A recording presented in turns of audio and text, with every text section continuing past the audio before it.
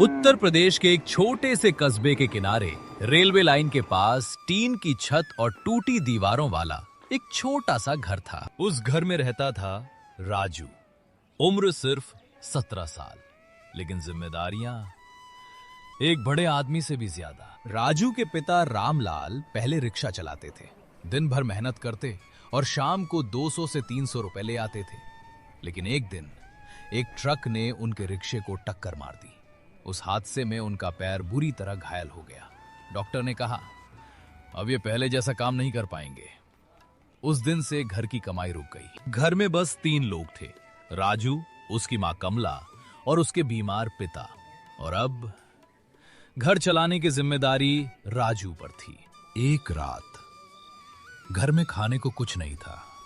कमला ने खाली बर्तन चूल्हे पर रखा और ऐसे ही चलाती रही ताकि रामलाल को लगे कि खाना बन रहा है। राजू समझ गया। वो चुपचाप घर से बाहर निकल गया। रेलवे स्टेशन के पास एक ढाबा था। वहां लोग बैठकर खाना खा रहे थे। किसी के सामने बिरयानी, किसी के सामने चिकन, किसी के सामने रोटी, और राजू बस खड़ा होकर देख रहा था। उसके पेट में जोर से आवाज हुई। ढाबे वाला चिल्लाया, अरे हट, यहाँ खड़े मत हो, ग्राहक भाग जाते हैं। राजू चुपचाप वहां से चला गया।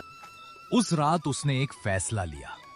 अब वो भूखा नहीं रहेगा और किसी और को भी भूखा नहीं रहने देगा। अगली सुबह राजू ने मां से कहा, मां, मैं ठेला लगाऊंगा। कमला चौंक गई। ठेला? लेकिन पैसे कहाँ से आएंगे? कुछ ना कुछ कर लेंगे।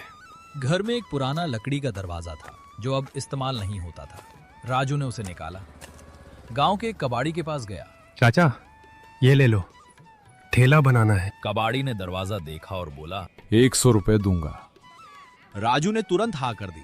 फिर उसने पुराने साइकिल के पहिए, कुछ लकड़ी और कील खरीदी। पूरे दिन मेहनत करके उसने अपना पहला ठेला बना लिया। पुराना था, टेढ़ा था, लेकिन वो उसका था। अब सबसे बड़ा सवाल था, क्या बेचे? राजू को बचपन से खाना बनाना आता था। उसकी माँ ने उसे सिखाया था, लेकिन बिरयानी वो खास थी। उसने माँ से कहा, माँ, हम बिरयानी बेचेंगे। कमला हैरान हो गई। बिरयानी? वो तो अमीर लोग खाते हैं। हम गरीबों के लिए बनाएंगे। कितने में बेचोगे?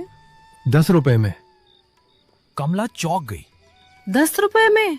बेटा, नुकसान हो जाएगा। माँ, मैंने भूख देखी है।